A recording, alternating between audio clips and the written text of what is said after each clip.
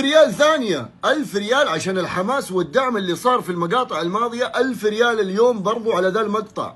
اكتب توقعك او اكتب اي شيء، تقدر تكرر كومنتات، تقدر تكتب اي شيء توقع، اي شيء تاخذ عليه اجر في الكومنت. واهم شرط، بس شرط بسيط عشان تدخل السحب، انه انت تكون ضايفني، مو افوزك بعدين تطلع ما انت ضايفني زي الفايز الماضي. يعني اكتب اي شيء في الكومنت وخليك ضايفني وشكرا، يعطيك العافيه كذا انت دخلت سحب على 1000 ريال. وكمان انا بعطيكم توقعاتي في هذا المقطع. بس قبل ما انا اعطيكم توقعاتي، تبي تتفرج هذه المباريات وكل مباريات كاس العالم وما تفوتها، مالك الا مكان واحد، برق الرابط في البايو، استمتع. ان شاء الله هذه المباراتين حتنتهي بانتصار اول شيء لنادي ريال مدريد، وحيفوز بنتيجه ان شاء الله كبيره ترجع ثقه اللاعبين، 4-5-0 او 4-5-1 ما فرقت. وبرضه هنا انتصار للهلال 2-1 2-0 مقبوله. تحديدا لا تنسوا انه الهلال حيلعب مع متصدر هذه المجموعه، هذا الفريق سالسبيرغ اتوقع اسمه حاجه زي كذا. ترى هذا متصدر المجموعه حاليا، لانه هو النادي الوحيد اللي انتصر الجوله الاولى. ولا تنسى الاضافه عشان تخش السحب على ال1000. محنكين ازباك بغوا، ما توقعاتك لمباراه الهلال وسالزبورغ؟ وهل تتوقع الهلال راح يتاهل دور 16؟ الهلال ان شاء الله ما راح يتاهل، وباذن الله اول الخارجين، وسالزبورغ فريق قوي، وباتشوكا باذن الله راح يفوزون، وانا اول داعم لسالزبورغ وباتشوكا باذن الله. ايش توقعاتك للمباراه؟ انا اتحادي وراح اكون منصف صراحه. الهلال لاعب مباراه جدا ممتازه امام مدريد، فاكيد راح يفوز على مين؟ على سالزبورغ. توقعاتك بلاتيني؟ شوف يا ابو غمار، مباراه مدريد المصري مو معيار، لا احد يقول لي قدام مدريد انا متحمس، مدريد ترى قاعد تلعب، بس قدام سالزبورغ وباتشوكا راح يبين اسلوب لعبك وراح يبين الامكانيات اللي عندك. انا اتوقع صراحه للاسف الهلال راح يخسر قدام سالزبورغ وراح يغادر من المجموعات زي ما توقعتها في البدايه. اعطيكم توقعاتي لثاني مباراة لنادي الهلال يوم الاثنين في بطولة كاس العالم للأندية. وقبل ما اعطيكم التوقعات لا تنسون الإضافة، ما بقي شيء على 100,000، وشاركوني واعطوني توقعاتكم في الكومنت تحت. وإذا حاب تتفرج في هذه المباراة وجميع المباريات في العالم والأفلام والمسلسلات كلها في مكان واحد بجودة عالية وبأسعار مناسبة للجميع، تبدأ الأسعار ب 16 ريال، وفي خصم 20 يخصم لك زيادة، وضمان ذهبي مدى المدة. الثعلب دائما ما يقصر معاكم، الرابط في البايو. فوز الهلال أو تعادل نادي الهلال يعطيه أمل أنه يتأهل لدور 16 في هذه المجموعة، ولازم يا يفوز يا يتعادل. بالنسبة لتوقعي أتوقع نادي الهلال يفوز في هذه المباراة 3-1 أو 2-0، وحيكون قريب من التأهل لدور 16. لما يصفر الحكم 11 ضد 11 الهلال افضل في الجوده افضل.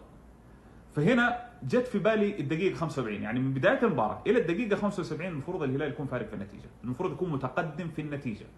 ليش يا اخوان؟ لما نقول الجوده ايش يعني تستغل وضعك وانت فريش.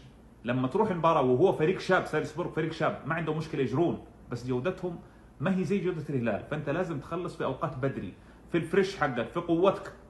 شفنا مثلا التغييرات اللي عملها انزاجي وما تلوموا عليها في المباراه الماضيه، لما غير على مستوى الاطراف كانسيلو ومالكوم، الفريق انخفضت جودته لانه يبغى يحافظ على الطاقه. انا اشوف التغيير ده لازم يتاخر الى الدقيقه 75، يعني مطلوب من انزاجي يعطي الفريق 75 دقيقه، افضل 11 اللي حينزلون هم ممتازين خليهم يلعبون، وطبعا بال4-3-3 اكيد. هنا الجوده انتظر لحد ما تفرق. اكثر تغيير حنتظره لما يفكر انزاجي في التغيير هو الجوير بدل ناصر، هذا التغيير اللي انا انتظره عشان قيمه الجوير في الجانب الهجومي. حلوين. الجمله الهجوميه لسالزبورغ بصراحه اشوفها جيده تمام، لكن الجانب الدفاعي كارثي. صيده بصراحه الفريق هذا في الجانب الدفاعي صيده، عنده محورين، الكابتن يلعب محور ثاني كويس، الكابتن شوي لكنه بطيء، محورين بطيئه، قلبين دفاع بطيئه. الجمله الهجوميه جيده، حاعطيك يعني شرح على بعض الجمل اللي عملها واشوفها منطقيه جدا. اهم لاعب هو الجناح اليسار رقم 30، ما اللي خلق احفظ الاسم، وهو اللي سجل الهدف الاول في المباراه الماضيه. ينزلوا العمق وتصرف ممتاز، يعني انا اقول لك جملتهم جيده، فكرتهم ممتازه. عنده الظهير اليمين تقريبا اسرع شوي وديناميكي اكثر، ولكن تواصله مع الجناح يكون الجناح برا. لكن هنا عشان جوده اللاعب رقم 30 جوده متوسطه يا اخوان، ما نتكلم عن ميسي يعني، يوديه للعمق. فلما يوديه للعمق اللي يطلع الظهير اللي صار لسالزبورغ يصعد. الجمله هذه لو تفكر في الهلال اللي عنده السته مين؟ السته نيفيز، واللي صار ناصر، واللي على اليمين سيرجي. فالمنطقه ذي اللي يروح فيها رقم 30 هي منطقه سيرجي، وسيرجي بالعاده تكون عنده ادوار هجوميه، فمن المحتمل ان اللاعب ده يستلم في المساحه ويستلم بين الخطوط. ايش الحل؟ الحل نيفيز يتحرر من كونه سته ويقابل هذا اللاعب. لما يشيل الكره، لما يستعيد الكره في لحظه فيها جراءه من سالزبورغ، الهلال يحتاج يكون سريع شويه. ليش لازم يكون سريع؟ عشان نحصل على جناح مع قلب دفاع. قلوب دفاع بطيئه وحالتهم حاله. فانت لما تحصل على هذه على طول خلصنا.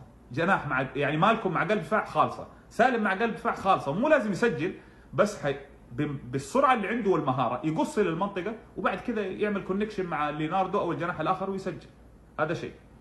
نقطه ثانيه تخص انزاجي. انزاجي كان يعطي فرصه لمدريد انه يطور لعب ويجي، هذا مدريد يعني من باب الاحترام لمدريد. لكن اعتقد فريق زي سالزبورغ مو لازم يحترمه زياده. يعني مو لازم كل مره تعطيه فرصه يطور اللعب ويجيك، لانه لما يجيك ويوصل 18 فرصه الخطا زياده وفرصه انه يسجل اكثر. فمحتاج بعض اوقات تجهضه بدري قبل ما يصعد، تشيل الكره من هناك. نقطه اخرى، بما ان نتكلم عن محورين، فرصه استحواذك اعلى، بس بعض اوقات يعني في فكره ممكن يفكر فيها، يعطي تعليمات لمالكم او سالم يروح للعمق عشان يعمل زياده، هم محورين فقط انت ثلاثه. هناك في العمق بالجوده اللي عندك 1 2 3 ممكن تسجل. بصراحه الموضوع يخص الهلال. خط دفاع الهلال الثلث الاخير في الهلال يحتاج فقط يكون في يوم يعني في ذهنيا حاضر، مو اكثر من كذا. عندهم جمله هجوميه كويسه بس مو لدرجه خطره جدا، الا اذا انت ما انت مركز، هذه قصه ثانيه. فالثلث الاخير يعني الثلث الدفاعي في الهلال يحتاج يكون مركز، ذهنيا يكون حاضر. الثلث الهجوم في الهلال هو المسؤول عن النقاط، هو اللي لازم يكون حاسم. لان الثلث الاضعف في سالزبورغ دفاعيا، فانت هجوميا لازم تكون حاسم. ارى 3 نقاط يا اخوان، والله اعلم، اشوفكم على خير.